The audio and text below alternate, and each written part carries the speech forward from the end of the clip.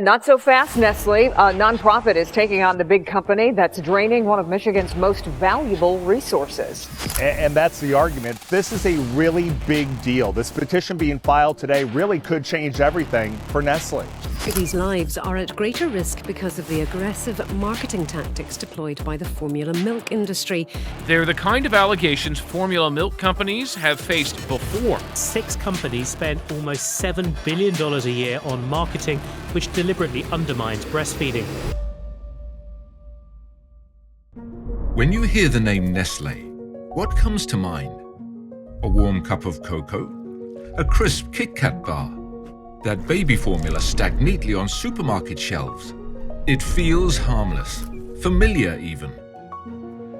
Nestlé has nestled itself into nearly every corner of the globe. Over 2,000 brands, 180 countries. It's not just in your kitchen, it is your kitchen. But what if I told you that behind those sweet treats lies something bitter? What if I told you this caring company once convinced mothers in developing countries to stop breastfeeding, leading to the deaths of over 1 million babies? What if I told you that children as young as 5 years old are working in cocoa farms right now so you can enjoy that late-night chocolate fix? Chances are you've consumed something from them today without even realizing it. But here's the thing about giants. They cast very long shadows. They've been doing this for over 150 years. Scandal after scandal, controversy after controversy, and somehow they're bigger than ever. How? The answer lies buried in a history so dark, so carefully hidden that it reads like a thriller novel. Except it's real, and it's happening right now. Today, we're pulling back the curtain on one of the most powerful corporations on Earth. We'll trace their path from a quiet Swiss town to the far corners of the globe, following a trail of broken promises, exploited communities, and covered-up crimes. Because the truth about Nestlé isn't just about corporate greed.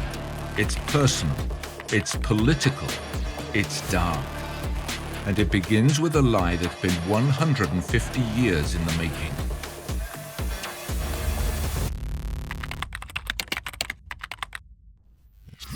It's 1814, Frankfurt, Germany. A boy is born into a family of glaziers, the 11th of 14 children. His name? Henri Nestlé, and he's about to create a monster. But Henri doesn't know this yet.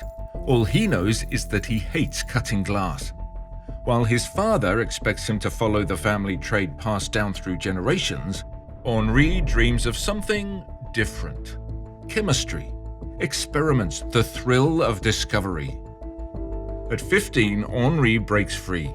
He becomes a pharmacist's apprentice, then flees to Switzerland, as if running from his destiny. But you can't run from destiny. You can only delay it. For years, Henri struggles.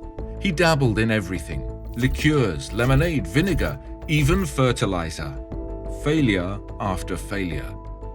The man who would one day control what the world eats couldn't even sell lemonade. But then, in the 1860s, Henri reads something that changes everything. A report about infant mortality rates. Babies dying because their mothers couldn't breastfeed. A tragedy that most people would simply accept. Henri saw opportunity, and that was the spark. But it wasn't just business. This mission hit home. Henri's wife, Anna Clémentine, struggled with serious health issues. She couldn't have children, but her maternal instinct was powerful and deeply invested in helping other mothers. She begged Henri to find a solution, to save the babies she could never have. So, Henri locked himself in his laboratory, day after day, night after night, studying breast milk, experimenting with ingredients. And in 1867, he emerged with something the world had never seen before. A formula made of cow's milk, flour, and sugar. The first baby formula. He named the company Nestlé, his family name, German for little nest. How innocent. How perfect. A nest to protect the world's most vulnerable, and he began selling his creation.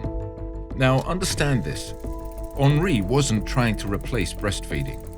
His product was meant to help mothers who couldn't nurse their babies.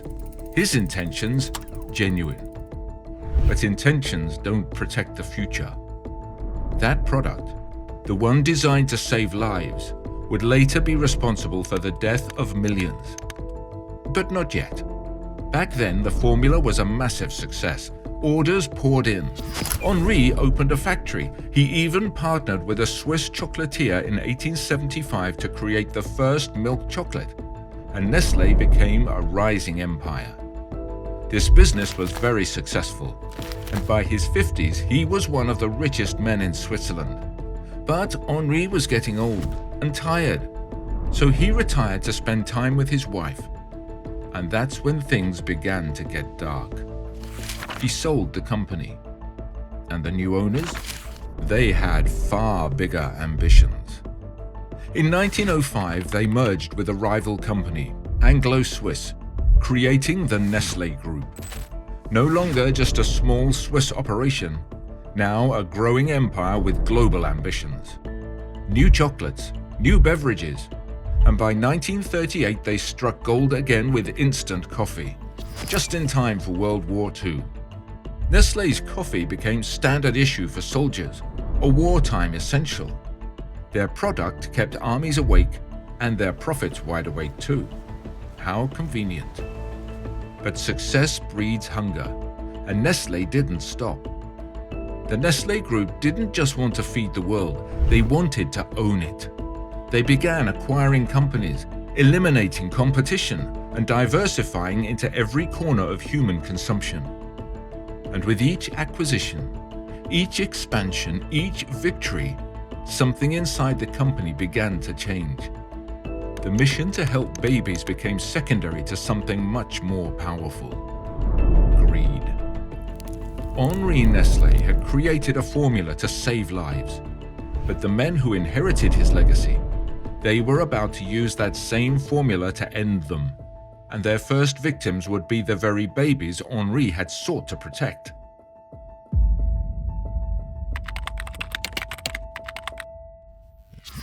The 1970s. Nestlé had a problem. Sales were slowing. The baby formula, their crown jewel, their lifesaver, was becoming just another product on the shelf. And instead of innovation, they chose manipulation. Then someone in a boardroom had an idea. A terrible, brilliant idea. What if we convinced all mothers that formula was better than breast milk? Think about that for a moment. Henri had created formula as a substitute for mothers who couldn't breastfeed. But now they wanted to convince mothers who could breastfeed that they shouldn't. The plan was diabolical in its simplicity. Target developing countries, places where education was limited, where people trusted authority figures, where regulation was flexible. They dressed sales representatives as nurses. Nestlé manipulated every opportunity they had as they paid these reps on commission. This meant the more products they sold, the more pay they got, thus leading to aggressive marketing.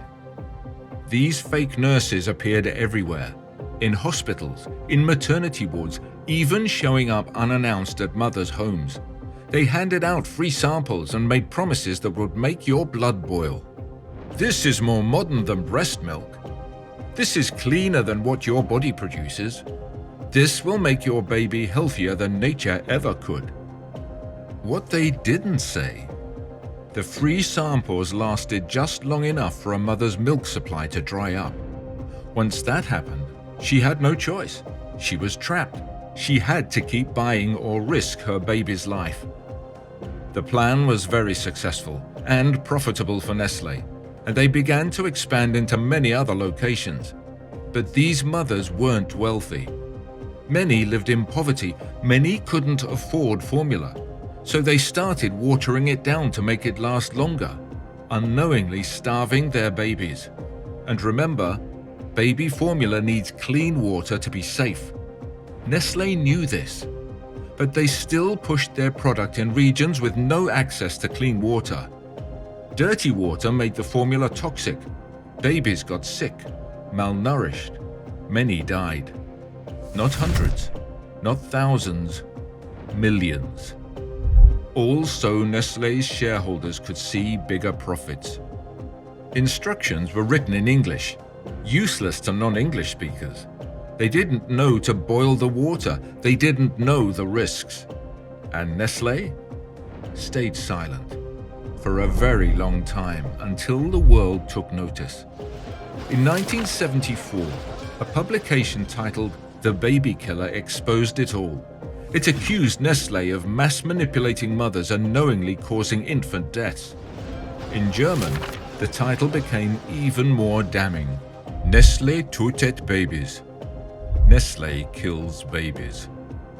Nestlé sued for defamation, but the damage was done as the international scandal had been widespread. They were killing babies, and they worried about their reputation. By 1977, the world had had enough. Massive boycotts, international condemnation. The US Senate dragged Nestlé executives in front of cameras and made them answer for their crimes. Nestlé denied wrongdoing for years and remained very silent on the issue. But the pressure and negative image from the press eventually forced them to agree to the World Health Organization's International Code on the Marketing of Breast Milk Substitutes in 1978. They promised to stop comparing formula to breast milk. They promised to change. But even then, did they stop? Or just get smarter at hiding it? Nestlé began airing pro-breastfeeding ads featuring super babies. They cleaned up their image in countries where they were being watched.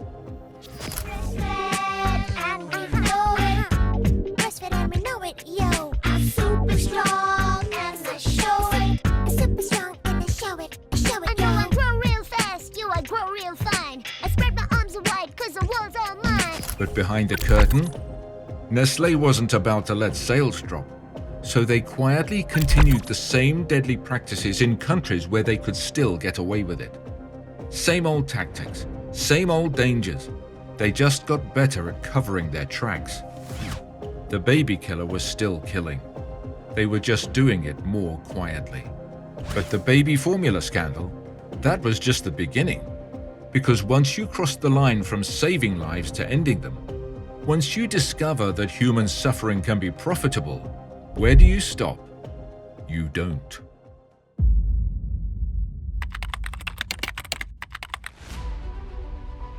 Water, the most basic human need, the foundation of all life. Something so fundamental that you'd think it would be protected, cherished, and treated as sacred. Nestlé had other ideas. In 2005, Nestlé's former CEO, Peter Brabeck, said, "Water is not a human right. It's a foodstuff like any other and should have a market value." This statement drew the media's attention, as many criticized him for it. Nestlé's PR machine kicked in. They said Brabeck was misunderstood, but the damage was done. But here's the thing about companies like Nestlé. You don't judge them by their excuses. You judge them by their actions. The company has been at the center of multiple water scandals from across the globe. Nestlé has been accused of draining water from poor communities, only to sell it back to them in plastic bottles. In Pakistan, rural communities reported in 2013 that their clean water was redirected, funneled to Nestlé's bottling plants. Locals were left to drink contaminated water they once had no reason to fear. In parts of Africa, Nestlé drains groundwater from some of the poorest communities on Earth, bottles it, slaps a Pure Life label on it, and sells it for profit while children walk miles just to find water that won't kill them. In the US, the story isn't much different. In Flint, Michigan, during the height of the water crisis, Nestlé was extracting over 500,000 gallons of fresh water every day nearby, while paying just $200 a year for access, according to Michigan Department of Environmental Quality records. Well, who exactly is taking our water at a monumental discount? Right now in a small northern Michigan town, Nestle Water, a Swedish-owned company, is pumping out hundreds of gallons of water every minute from a well. The water is bottled and sold for profit, and the state charges Nestle $200 a year. Yeah. And in drought-ridden California, while farms and cities were rationing, Nestlé continued pumping 750 million gallons from national parks, draining some of the state's remaining resources just to sell it back to them. They only stopped when a judge literally ordered them to stop destroying the ecosystem. What most are unaware of is that Nestlé runs the largest bottling water operations in the world, with over 50 brands of glorified bottled water, and much of it filtered municipal tap water, sold back to you for thousands of times its actual value. They create the shortage, then sell you the solution. But water theft was just the foundation for something even more sinister.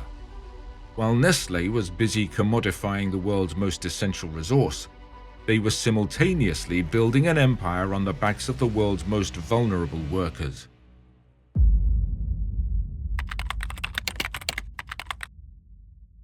Ever eaten a Nestlé chocolate bar and thought, this is good? What you most likely don't think of is how it's made. But the truth is, Nestlé has long been tied to forced child labor in its cocoa supply chain. In the year 2000, a report surfaced that sent shockwaves through the chocolate industry. Blood chocolate, they called it. Chocolate made with child labor, chocolate made with slavery. Children as young as 10, some trafficked from other countries, working on cocoa farms, the very farms that supply Nestlé and other major chocolate companies. On this farm, we find Abdul. He's survived 3 years of work. He's just 10. He earns no wages for his work, he says, just food, the occasional tip from the owner, and the torn clothes on his back. Put in the simplest of terms, Abdul is a child slave. Nestlé's response? We had no idea. The world's largest food company had no idea where its main ingredient was coming from. The same company that knows exactly how many Kit Kats are sold in Tokyo at 3 p.m. on a Tuesday suddenly can't figure out if children are being enslaved to make their products. They simply chose not to, because cheap labor equals cheap chocolate equals massive profits. Activists say more than half of all children living in agricultural areas are engaged in work, most of them dangerous work. But here's where it gets truly infuriating. In 2000, caught red-handed, Nestlé promised to clean up their supply chain by 2005. They signed agreements, made public commitments, looked the world in the eye and promised no more child labor. 2005 arrives. Nothing changes. New deadline, 2008, 2010, 2020. Nothing changes. In 2005, 3 children from Mali filed a lawsuit against Nestlé according to court documents. Their story? Trafficked to the Ivory Coast, forced into slavery, beaten when they couldn't work fast enough. Their childhood stolen so you could have cheap chocolate. A 2020 study by the University of Chicago showed that over 1.5 million children still work in West African cocoa farms. Many are unpaid, many are exploited, some still enslaved. The investigation reported that children work 7 days a week, working with machetes and carrying sacks that weigh twice their weight. Some never see their families again. And what tells you everything you need to know about Nestlé? They only take action when there's negative press, only when boycotts hurt their profits, only when the cameras are rolling. The moment the media looks away, back to business as usual. Because to Nestlé, children aren't children. They're a cost of doing business. Yet, Even this systematic exploitation of children was merely one pillar supporting Nestlé's empire of suffering. Because when a corporation grows powerful enough to steal water and enslave children, where exactly do they draw the line?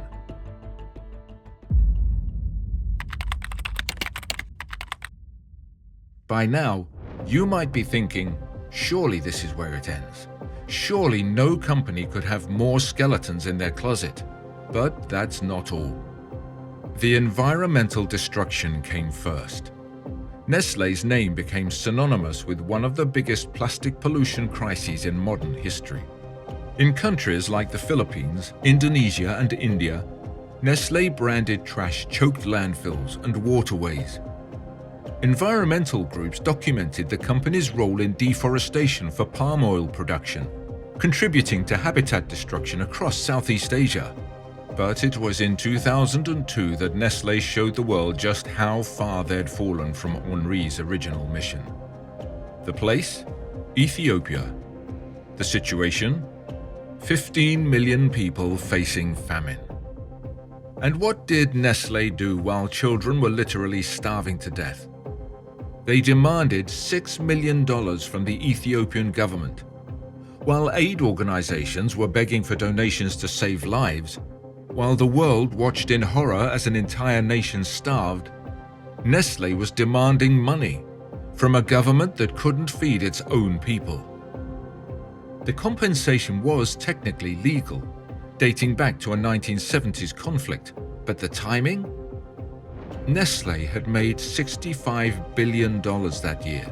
They could have bought Ethiopia's entire GDP and still had money left over. But they chose to squeeze blood from a stone, to demand payment from a nation watching its children die. They only backed down when the media caught wind and threatened another global boycott. This cold calculation became their pattern. In 2012, they faced investigations for price fixing in Canada. Competition Bureau documents alleged they colluded with competitors to keep chocolate prices high. They denied involvement, then quietly paid a $9 million settlement. Even pet owners weren't spared. Nestlé faced lawsuits alleging its dog food brands caused serious illness and death in thousands of pets, with FDA reports documenting multiple product recalls.